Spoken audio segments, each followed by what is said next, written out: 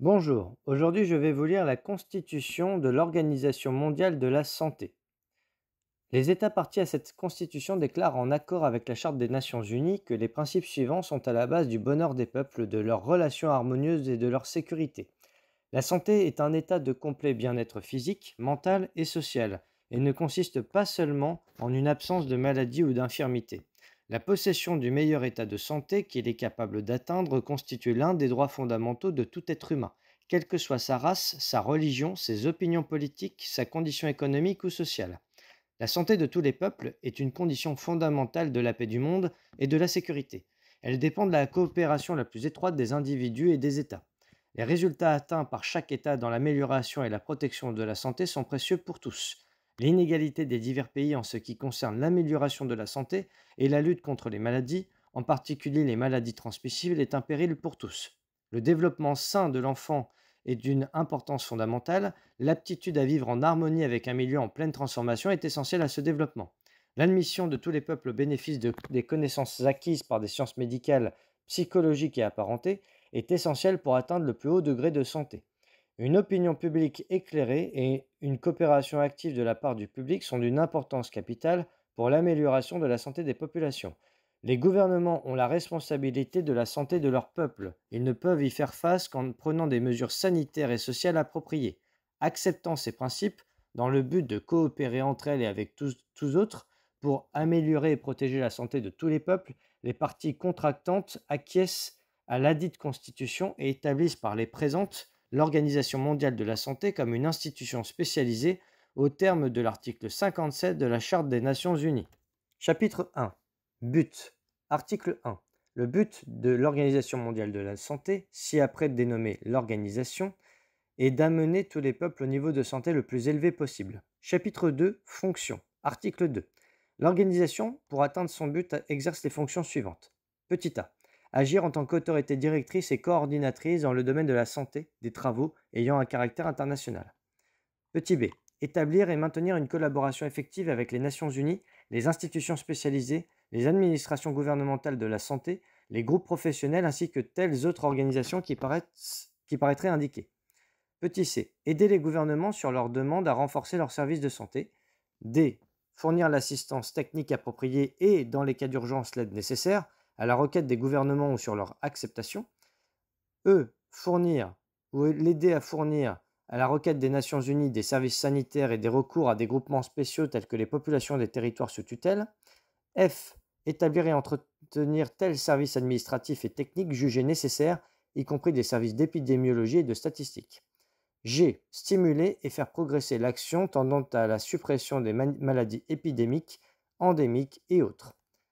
G. Stimuler et faire progresser l'action tendant à la suppression des maladies épidémiques, endémiques et autres. H. Stimuler, en coopérant au besoin avec d'autres institutions spécialisées, l'adoption de mesures propres à prévenir les dommages dus aux accidents. I. Favoriser, en coopérant au besoin avec d'autres institutions spécialisées, l'amélioration de la nutrition, du logement, de l'assainissement, des loisirs, des conditions économiques et de travail, ainsi que de tout autre facteur de l'hygiène du milieu. J. Favoriser la coopération entre les groupes scientifiques et professionnels qui contribuent au progrès de la santé. K. Proposer des conventions, accords et règlements, faire des recommandations concernant les questions internationales de santé et exécuter telles tâches pouvant être assignées de ce fait à l'organisation et répondant à son but. L. Faire progresser l'action en faveur de la santé et du bien-être de la mère et de l'enfant et favoriser leur aptitude à vivre en harmonie avec un milieu en pleine transformation. M. Favoriser toute activité dans le domaine de l'hygiène mentale, notamment celle se rapportant à l'établissement de relations harmonieuses entre les hommes. N. Stimuler et guider la recherche dans le domaine de la santé. O. Favoriser l'amélioration des normes de l'enseignement et de celles de la formation du personnel sanitaire, médical et apparenté. P. Étudier et faire connaître, en coopération au besoin, avec d'autres institutions spécialisées, les techniques administratives et sociales concernant l'hygiène publique et les soins médicaux préventifs et curatifs, y compris les services hospitaliers et la sécurité sociale. Q. Fournir toute information, donner tout conseil et toute assistance dans le domaine de la santé. R. Aider à former parmi les peuples une opinion publique éclairée en ce qui concerne la santé. S. Établir et réviser selon ses besoins la nomenclature internationale des maladies, des causes de décès et des méthodes d'hygiène publique. T. Standardiser, dans la mesure où cela est nécessaire, les méthodes de diagnostic. U. Développer, établir et encourager l'adoption de normes internationales en ce qui concerne les aliments, les produits biologiques, pharmaceutiques et similaires. Et V. D'une manière générale, prendre toutes mesures nécessaires pour atteindre le but assigné à l'organisation. Chapitre 3. Membres et membres associés. Article 3. La qualité de membre de l'organisation est accessible à tous les États. Article 4. Les États membres des Nations Unies peuvent devenir membres de l'organisation en signant ou en acceptant de toute autre manière cette constitution, conformément aux dispositions du chapitre 19 et conformément à leurs règles constitutionnelles. Article 5.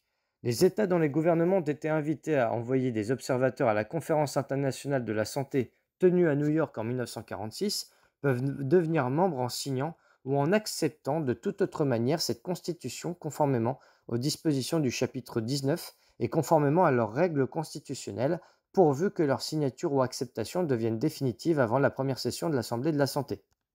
Article 6. Sous réserve des conditions de tout accord à intervenir entre les Nations Unies et l'organisation et qui sera approuvé conformément au chapitre 16, les États qui ne deviennent pas membres conformément aux dispositions des articles 4 et 5 peuvent demander à devenir membres et seront admis en cette qualité lorsque leur demande aura été approuvée à la majorité simple par l'Assemblée de la Santé. Article 7. Lorsqu'un État membre ne remplit pas ses obligations financières vis-à-vis de l'organisation, ou dans d'autres circonstances exceptionnelles, l'Assemblée de la Santé peut, aux conditions jugées par celles opportunes, suspendre les privilèges attachés au droit de vote et les services dont bénéficie l'État membre. L'Assemblée de la Santé aura pouvoir de rétablir ces privilèges afférents au droit de vote et ses services.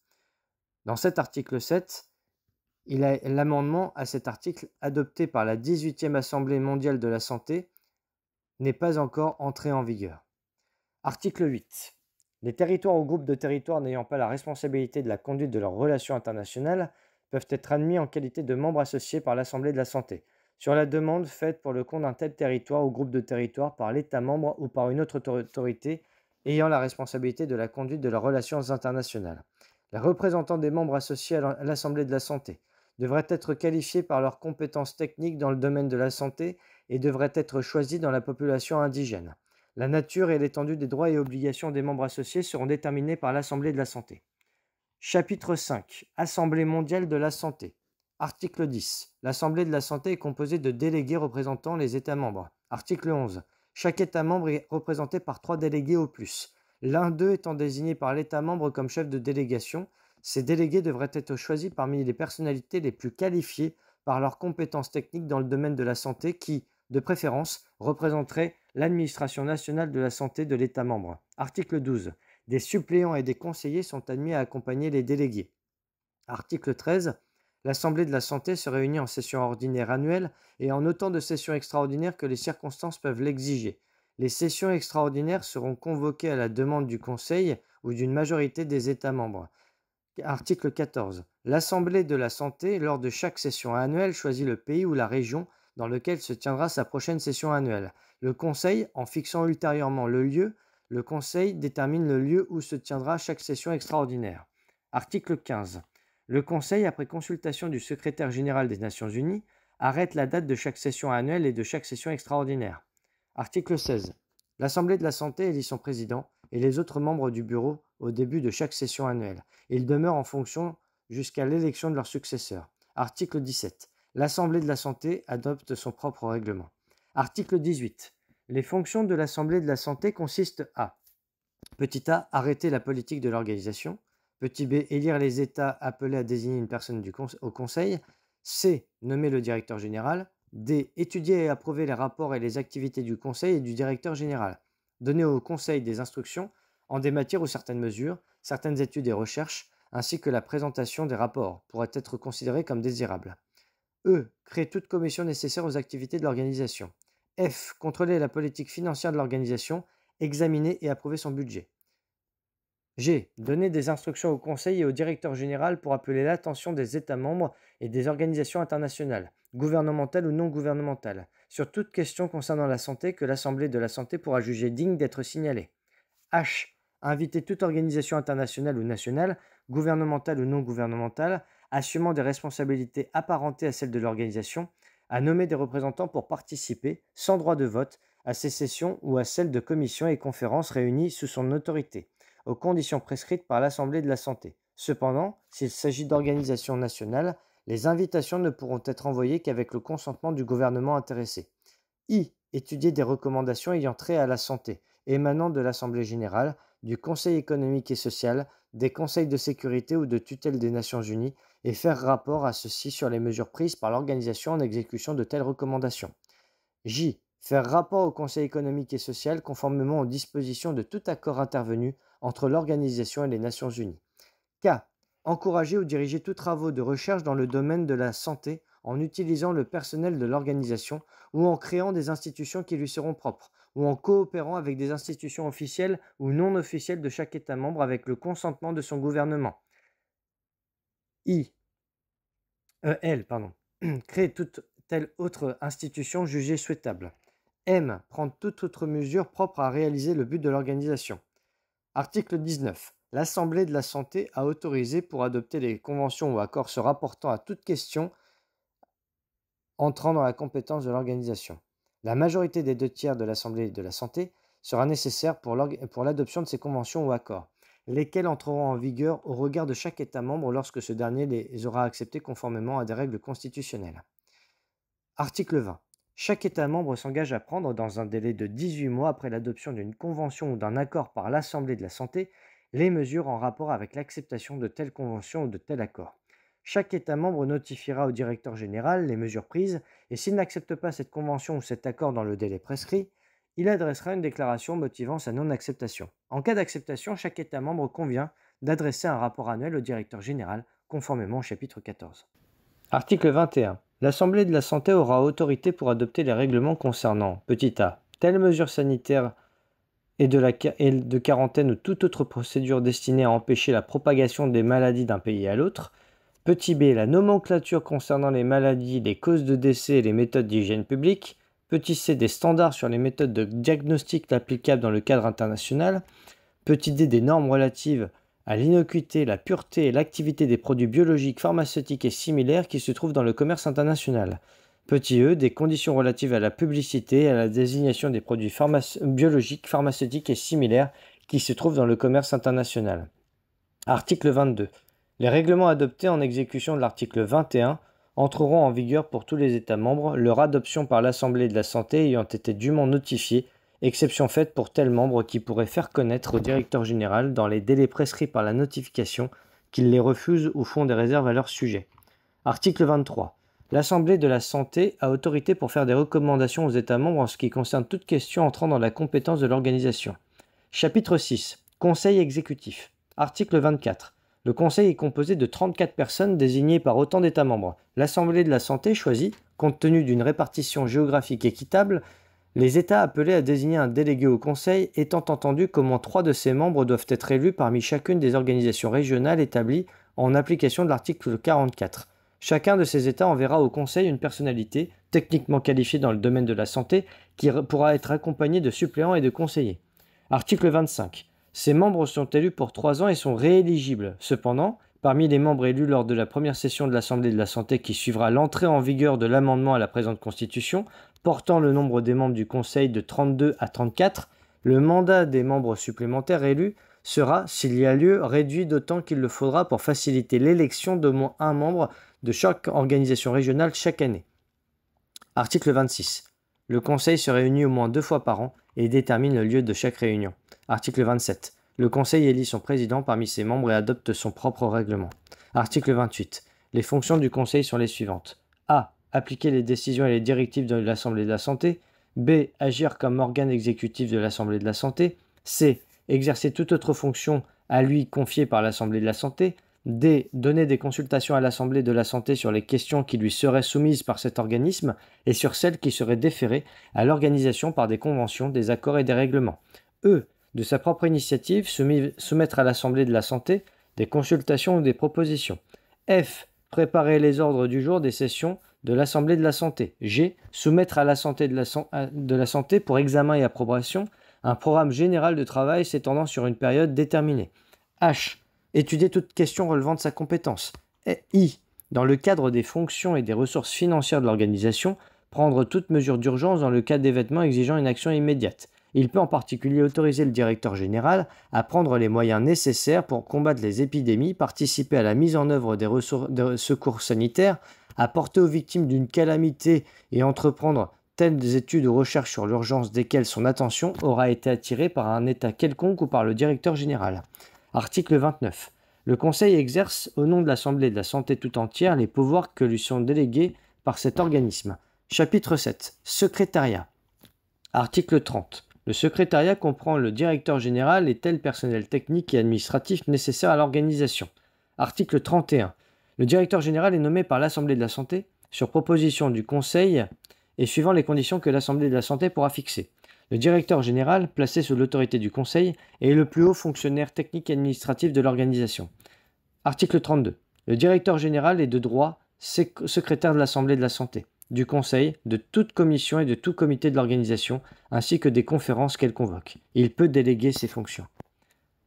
Article 33. Le directeur général ou son représentant peut mettre en œuvre une procédure en vertu d'un accord avec les États membres lui permettant, pour l'exercice de ses fonctions, d'entrer directement en rapport avec leurs divers départements ministériels, spécialement avec leurs administrations de la santé, et avec les organisations sanitaires nationales, gouvernementales ou non. Il peut de même entrer en relation directe avec les organisations internationales dont les activités sont du ressort de l'organisation. Il doit tenir les bureaux régionaux au courant de toute question intéressant leurs zones respectives d'activité. Article 34. Le directeur général doit préparer et soumettre au Conseil les rapports financiers et les prévisions budgétaires de l'organisation. Article 35. Le directeur général nomme le personnel du secrétariat conformément au règlement du personnel établi par l'Assemblée de la Santé. La considération primordiale qui devra dominer le recrutement du personnel sera de pourvoir à ce que l'efficacité, l'intégrité et la représentation de caractère international du secrétariat soient assurées au plus haut degré. Il sera tenu compte également de l'importance qu'il y a à recruter le personnel sur une base géographique le plus large possible. Article 36. Les conditions de service du personnel de l'organisation seront, autant que possible, conformes à celles des autres organisations des Nations Unies. Article 37. Dans l'exercice de leurs fonctions, le directeur général et le personnel ne devront solliciter ou recevoir d'instructions d'aucun gouvernement ou d'aucune autorité étrangère à l'organisation. Ils s'abstiendront de toute action qui puisse porter atteinte à leur situation de fonctionnaires internationaux. Chaque État membre de l'organisation s'engage de son côté à respecter le caractère exclusivement international du directeur général et du personnel et à ne pas chercher à les influencer. Chapitre 8. Commission. Article 38. Le Conseil crée telle commission que l'Assemblée de la Santé peut prescrire et sur sa propre initiative ou sur la proposition du directeur général peut créer toute autre commission jugée souhaitable pour des fins ressortissant à l'organisation. Article 39. Le Conseil examine de temps en temps et en tout cas une fois par an la nécessité de maintenir chaque commission. Article 40. Le Conseil peut procéder à la création de commissions conjointes ou mixtes avec d'autres organisations ou y faire participer l'organisation.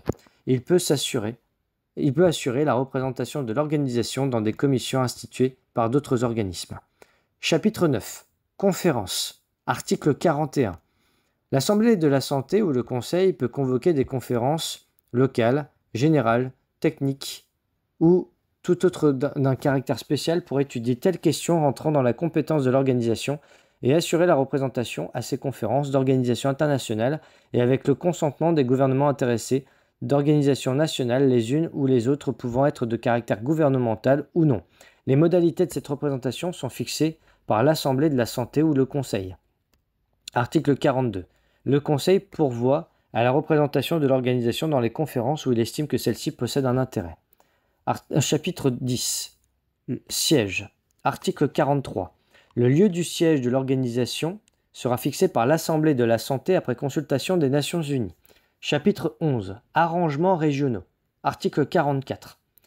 Petit a. L'Assemblée de la Santé de temps en temps détermine les régions géographiques où il est désirable d'établir une organisation régionale. Petit b.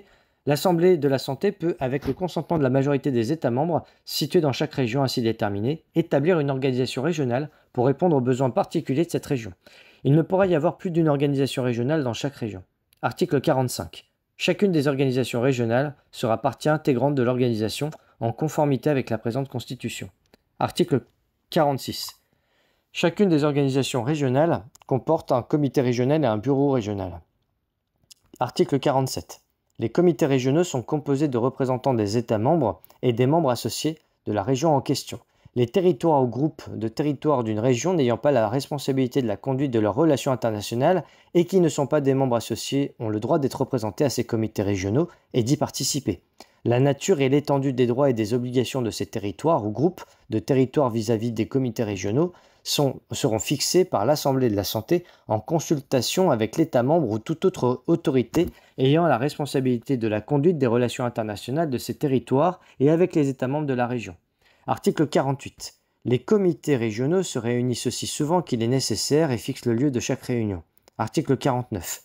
Les comités régionaux adoptent leurs propres règlements. Article 50.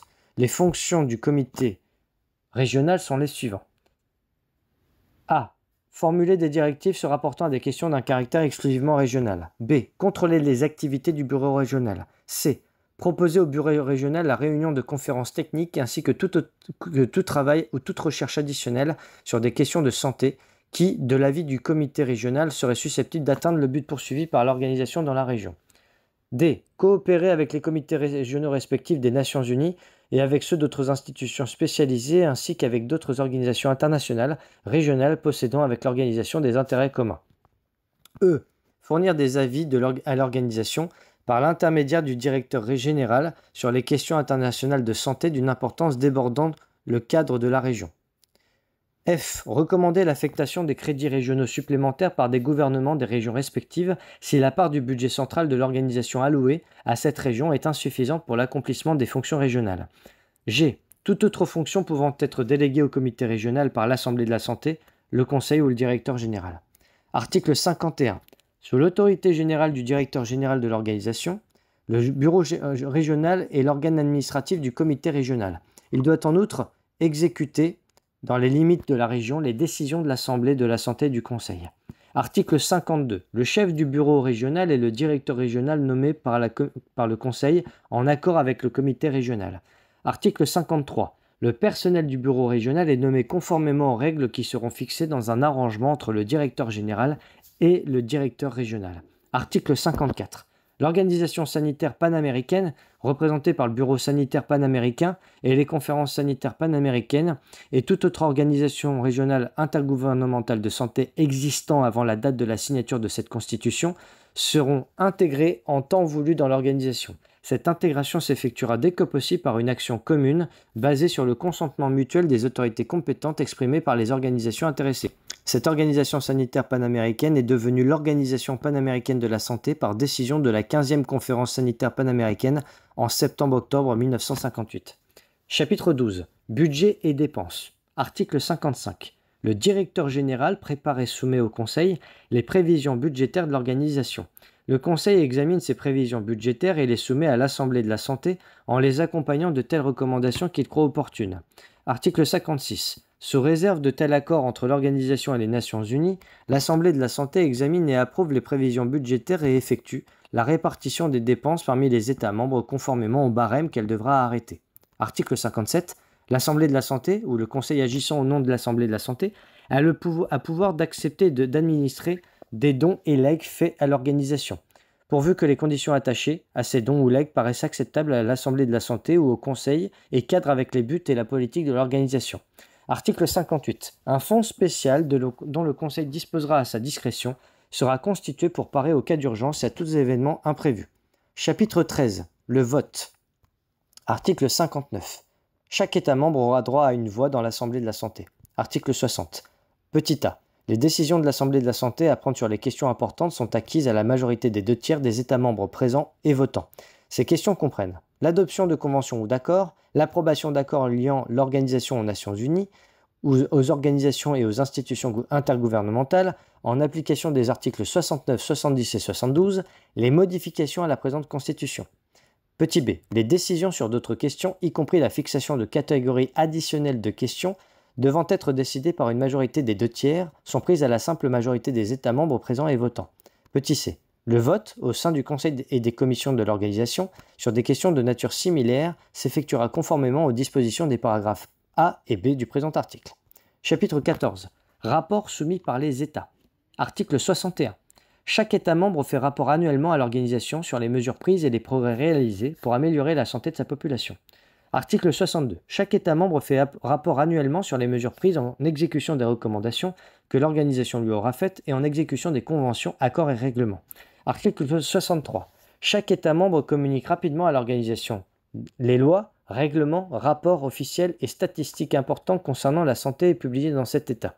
Article 64. Chaque État membre fournit des rapports statistiques et épidémiologiques selon les modalités à déterminer par l'Assemblée de la santé. Article 65. Sur requête du Conseil, chaque État membre doit transmettre, dans la mesure du possible, toute information supplémentaire se rapportant à la santé. Chapitre 15. Capacité juridique, privilèges et immunité.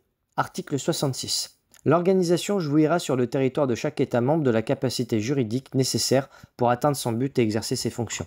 Article 67. Petit a. L'organisation jouira sur le territoire de chaque État membre des privilèges et immunités nécessaires pour atteindre son but et exercer ses fonctions. Petit b. Les représentants des États membres, les personnes désignées pour faire partie du Conseil et le personnel technique et administratif de l'organisation jouiront également des privilèges et immunités nécessaires au libre exercice de leurs fonctions se rapportant à l'organisation. Article 68. Cette capacité juridique, ces privilèges et immunités seront déterminés dans un arrangement séparé, lequel devra être préparé par l'organisation en consultation avec le secrétaire général des Nations Unies et sera conclu entre les États membres. Chapitre 16. Relations avec d'autres organisations. Article 69. L'organisation est rattachée aux Nations Unies comme une des institutions spécialisées prévues par l'article 57 de la Charte des Nations Unies. Le ou les accords établissant les rapports de l'organisation avec les Nations Unies doivent être approuvés à la majorité des 2/3 de l'Assemblée de la Santé. Article 70. L'organisation doit établir des relations effectives et coopérer étroitement avec telles autres organisations intergouvernementales jugées souhaitables. Tout accord officiel conclu avec ces organisations doit être approuvé à la majorité des 2/3 de l'Assemblée de la Santé. Article 71. L'organisation peut, en ce qui concerne les questions de son ressort, prendre toute disposition convenable pour se concerter et coopérer avec des organisations internationales non gouvernementales et avec l'approbation du gouvernement intéressé, avec des organisations nationales, gouvernementales et ou non gouvernementales. Article 72.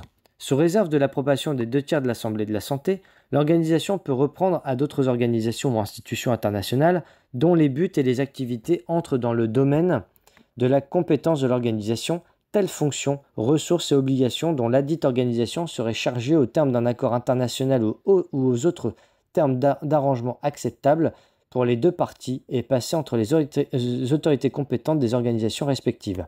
Chapitre 17. Amendements.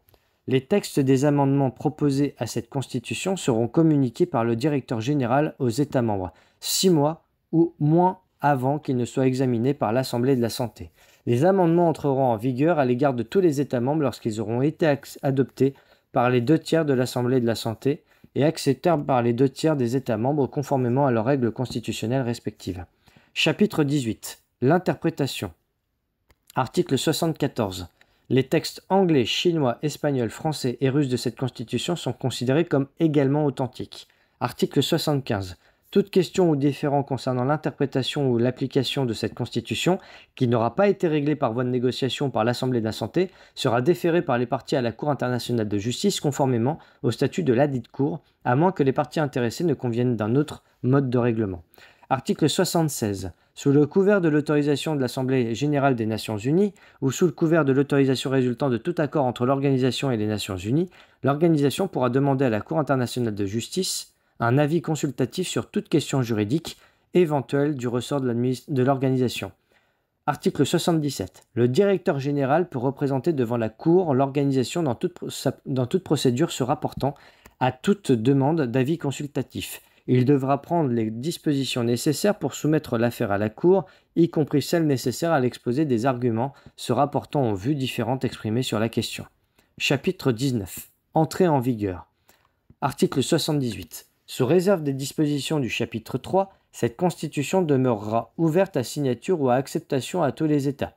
Article 79. Les États pourront devenir partie à cette Constitution par la signature sans réserve d'approbation, la signature sous réserve d'approbation suivie de l'acceptation, l'acceptation pure et simple.